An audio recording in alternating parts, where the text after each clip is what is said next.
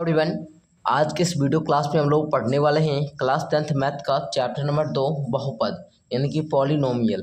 प्यारे बच्चों, मैंने आप सभी को चैप्टर 1 को अच्छे तरीक़ा से समाप्त कर दिया था और आज हम लोग बहुपद चैप्टर को आपके सामने लेकर आए हैं। तो देखिएगा यहाँ पर आप लोग को क्लास 9th में आप लोग बहुपद के बारे में बहुत कुछ जाने होंगे, ठीक है ना।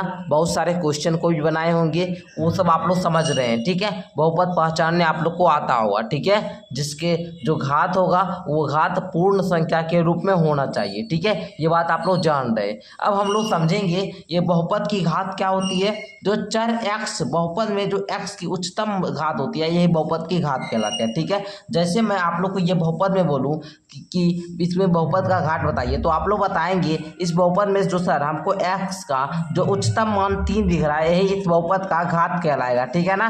तो आप लोग इसको जानते होंगे। अब देखिए यहाँ पर हम लोग रैखिक बहुपद जानते हैं। रैखिक बहुपद वो बहुपद होता है जिसका घात 1 हो। घात 1 होगा तो रैखिक बहुपद, अगर घात 2 होगा तो द्विघात बहुपद, घात 3 होगा तो त्रिघात बहुपद। ये बात आप लोग समझिए। जैसे इसका x के पावर 3 है तो ये त्रिघात बहुपद हुआ, इसका x के पावर 2 है तो ये द्विघात बहुपद हुआ, और इसके x के पावर 1 है तो इसका रैखिक बहुपद हुआ, यानी कि लिनियर पॉलिनोमियल। ओके, तो आज के हम लोग का जो टॉपिक है ये टॉपिक था प्रश्नावली 2.1 को हल करना, ठीक है ना।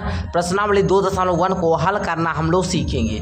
तो बाबू आप लोग क्वेश्चन को ध्यान से पढ़िए। कहता है किसी बहुपद px के लिए, ठीक है ना, y बराबर p इंटू का x का ग्राफ नीचे आकृति 2.12 यानी कि 2.10 में दिया गया है। प्रत्येक स्थिति में, है ना, px के शून्यकों की संख्या ज्ञात कीजिए। आप लोग को बताना है इसमें कितने शून्य की संख्या है।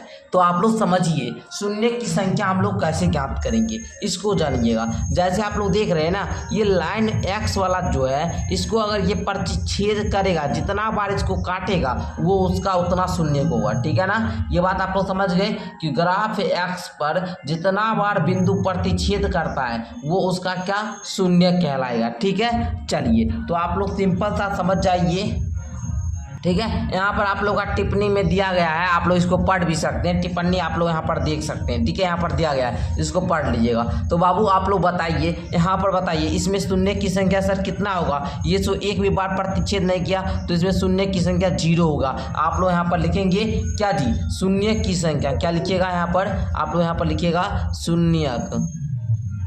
शून्यक की संख्या बराबर में 0 दे दीजिएगा, ठीक है। इस प्रकार आप लोग बनाइए। इसमें 0 है, इसमें देखिए तो इसमें एक बार सर इस रेखा x जो ये ग्राफ है इसका जो x रेखा है, x अक्ष जो है इस पर एक बार प्रतिच्छेद कर रही है, ठीक है ना। तो इसका जो शून्य की संख्या होगा वो 1 हो जाएगा, ठीक है जी। उसी प्रकार इसमें देखिएगा 1 बार 2 बार 3 बार, तो इसमें शून्य की संख्या कितना होगा जी, शून्य की संख्या सर 3 हो जाएगा। लिख लेंगे शून्य की संख्या बराबर में 3, ठीक है। चलिए इसमें देखिए तो 1 2 क्या है, 2 बार है ना, 2 बार प्रतिच्छेद कर रही है, तो यहाँ पर शून्य की संख्या कितना होगा बाबू, तो बोलिएगा सर 2।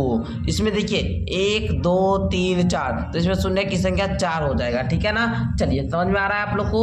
आगे देखिए उसी प्रकार यहाँ पर देखिए 1, ठीक है, 2 3, ठीक है ना। तो इसमें कितना होगा जल्दी से बताइए, तो इसमें होगा सर 3, ठीक है। शून्य की संख्या 3 हो जाएगी। तो बताइए आप लोग को प्रश्नावली 2.1 समझ में आ चुका होगा। अब हम लोग जो है प्रश्नावली 2.2 को अगले वीडियो में सीखेंगे, ठीक है। ये 2.2 जो आपका है ये बड़ा इंपॉर्टेंट है, आप लोग इसको ध्यान से सीखिएगा, ठीक है। ये 2.2 को आगे के वीडियो में सीखेंगे।